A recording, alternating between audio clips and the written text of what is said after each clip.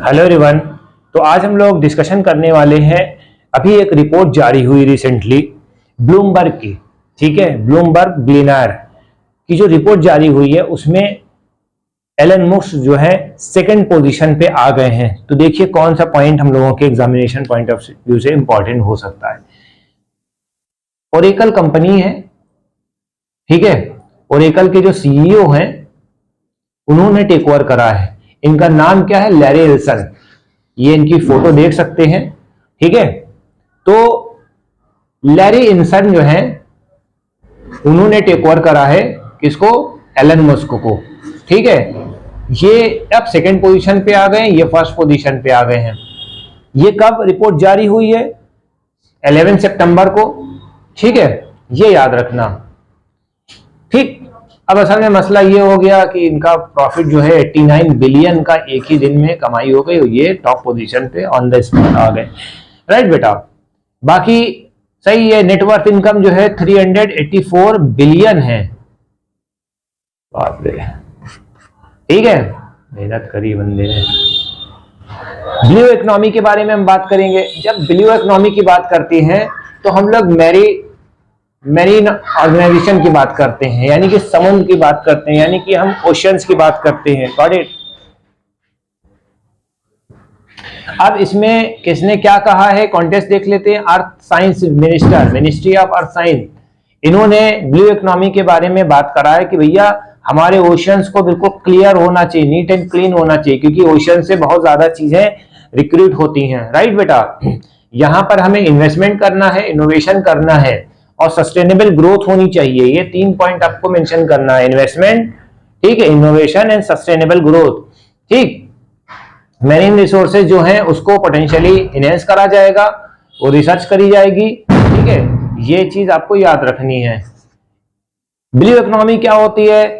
Sustainable use of ocean resources. जो हमारे ocean resources में बहुत सी हैं, जरूरी नहीं कि सिर्फ फिश ही फिश है, ठीक है, ऐसा नहीं है, ठीक है, यहाँ से साल्ट वाल्ट भी मिलता है, सब चीज आपको यहां से मिल सकती है, ठीक है।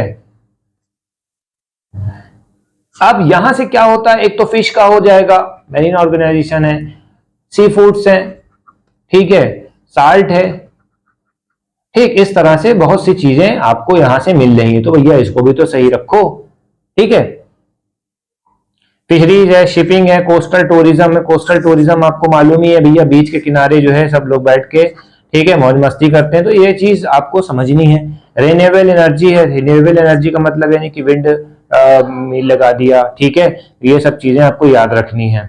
मिनरल रिसोर्सेज है, बहुत से ढेर सारे मिनरल्स निकलते हैं, ठीक है, तो ये पॉइंट आपको याद रखना है, राइट। अब हम लोग डिफेंस के बारे में कुछ बात कर लेते हैं। डिफेंस के बारे में हम लोग थोड़ा सा डिस्कशन करेंगे, चेक कर लेते सही चल रहा है।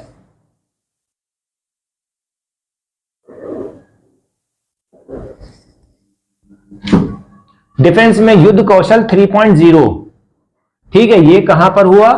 अरुणाचल प्रदेश केमांग रीजन में, ठीक है, युद्ध कौशल 3.0 केमांग रीजन, अरुणाचल प्रदेश। इसका मकसद क्या है भैया? यहां पर हमारी इंडियन आर्मी ड्रिल कर रही है, ड्रोन है, एआई टैक्टिक्स, एआई के बारे में तो आप सभी जानते हैं, ठीक है, आर्टिफिशियल इंटेलिजेंस है, आजकल बहुत ज्यादा ये पॉपुलर हो रहा है, ठीक है, ये चीज है। प्रिसाइजन स्ट्राइक्स के बारे में वो चीज है, ठीक, यानी कि इसका मेन टारगेट क्या है? आत्मनिर्भर भारत, ठीक, एक पॉइंट ये याद रखना। युद्ध अभ्यास कहां है? इंडिया और यूएस में, ठीक है, फोर्ट वेनराइट अलास्का, अलास्का में इंडिया और यूएसए की आर्मी जो है वो कर रही है। ये कौन सा ड्रिल है? 21st एडिशन है, ठीक है, युद्ध अभ्यास 21 एडिशन। कब से कब तक हुआ है? 1 सितंबर से 14 सितंबर तक, ठीक है। आर्कटिक वारफेयर है, इंटरपोरेबिलिटी है, मल्टी डोमेन ओप्स है, ठीक है, ये तो ये सब याद रखना, ठीक है। बस मेन एग्जाम में क्या आता है? युद्ध अभ्यास किसके किसके बीच में हुआ? इंडिया और यूएसए के बीच में। कब से कब तक? 1 सितंबर टू 14 सितंबर, ठीक है। कौन सी एक्सरसाइज थी, कौन सा एडिशन था? 21st एडिशन था। ये पॉइंट आपको बिल्कुल दिमाग में यहां बैठाना है।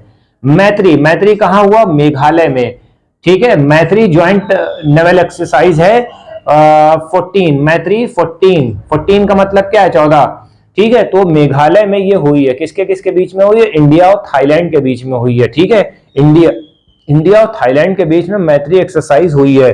14th एडिशन है, ये याद रखिएगा, और 14 सितंबर तक ये भी चली है। ठीक है, 120 हमारे इंडियन आर्मी के जवान गए थे, कहां से है? मद्रास रेजिमेंट से, और 43 जो है रॉयल थाई आर्मी के जवान थे। ठीक है, तो ये चीज आपको याद रखनी है। 3 पॉइंट हमने आपको आज डिस्कस करे हैं।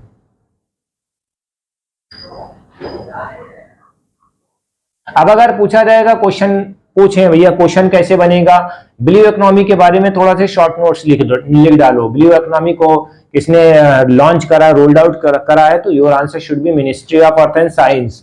ठीक है,